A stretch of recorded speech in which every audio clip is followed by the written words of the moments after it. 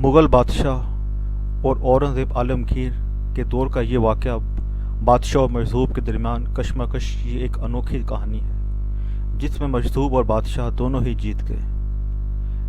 इस तरह के मजदूब ने अपना मकसद हासिल कर लिया और औरंगज़ेब आलमगीर मुजरिम को भी नहीं, इसके वकील और निजात दहिंदा को सजा देने में कामयाब हो गया।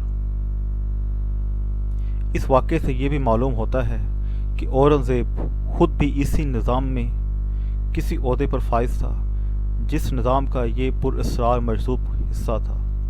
इस वक्त कानून के तहत कत्ल के मुजरिम के लिए रहम की आखिरी अपील बादशाह के हुज़ूर पेश की जाती।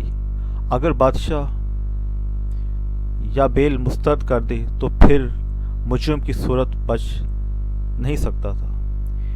इसी दौर की बात है कि एक बार दिल्ली में एक कत्ल की एक वारदात हुई। औरंगज़ेब आलमगीर का दारुल हुकूमत। इस वक्त दिल्ली में ही था। अदालत ने इस कातिल को सज़ाए मौत दी और शहंशाह औरंगज़ेब ने इसकी रहम की अपील भी मुस्तरद कर दी। कातिल का ख़ानदान अगरचा बाअसर था, लेकिन इसका असर रसूख औरंगज़ेब के होते हुए कातिल को बचाने में कोई किरदार अदा ना कर सकता था। फांसी का वक्त करीब आ गया। फांसी से एक रोज़ पहले की बात है। कातिल का गमज़दा भाई परेशानी के आलम में बाजार में घूम रहा था कि एक नामालूम शख्स ने इसका हाथ पकड़ लिया। इसने देखा कि इसके सामने एक गलीज़ लिबास वाला बूढ़ा मजदूब खड़ा था, जिसका सर, चेहरा और पूरा जिस्म गर्द आलूद था। इसकी हालत से फाका ज़र्दगी टपक रही थी। इस मजदूब ने इससे सिर्फ दो अल्फाज कहे, भूख, रोटी। इससे मजदूब की हालत पर रहम आ गया और इसने करीबी दुकान से इसे खाना खिलाया। इसने देखा कि मजदूब वैश्यों की तरह खाना खा रहा है। खाने से फारिग होकर मजदूब इस शख्स से मुखातिब हुआ और कहा, मांग क्या मांगता है? गमज़दा शख्स मुस्कुराया कि जैसे खाने की ना जाने कब से कुछ नहीं मिला, वो मुझे क्या देगा। लेकिन मजदूब ने दोबारा तहक्कुम आमेज़ अंदाज में कहा, मांग क्या मांगता है? इस पर वो बहस बोला, कल सुबह 10 बजे मेरे भाई को फांसी दी जा रही है, इसे रुकवा सकते हो? ये सुनकर मजदूब कैफियत ही बदल गई। खौफ इसके चेहरे से टपकने लगा और वो मौत मौत मौत देर हो गई के अजीबो गरीब अल्फाज कहता हुआ एक तरफ को भाग निकला। अगले रोज़ वो शख्स अपने भाई से आखिरी मुलाकात के लिए 8 बजे कैद खाने के बाहर पहुंच गया। अचानक इसने देखा कि बादशाह औरंगज़ेब घोड़े पर सवार कैद खाने की तरफ आ रहा है। कैद खाने के अमले में शहंशाह की इस गैर मुतवक्का आमद खुलबली मच गई। बादशाह सीधा अंदर चला गया और जेलर से फांसी पाने वाले शख्स के कागजात तलब हुक्म लिखा, कातिल को फौरी रिहा कर दिया जाए। जेलर इस हुक्मनामे पर शदत रह गया किए और इस पर बादशाह ने पहली मरतबा अपना सज़ाए मौत का फैसला मंसूख किया था। बहरहाल बादशाह के हुक्म के तहत कातिल को रिहा कर दिया गया और वो हंसी खुशी अपने भाई के साथ घर चला गया।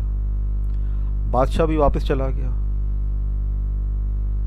फांसी का वक्त 10 बजे मुकर्रर किया गया था। मुतलका अफसर मुजरिम को फांसी लगाने तय खाने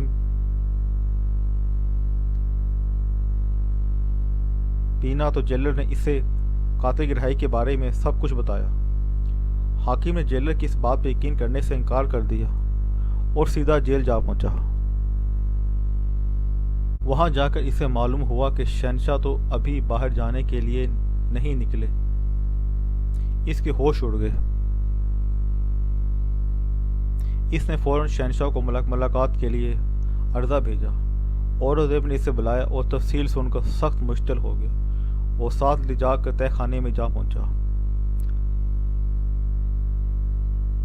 जेलर डर के मारे कांप रहा था। इसने बादशाह को बताया, आप इतनी देर पहले तशरीफ लाए थे और कातिल की रिहाई का इस तरह तहरीर नामा दिया था। कागज बादशाह के दस्तखत और मिट्टी जो बिल्कुल असली थी। جیلر بے قصور تھا۔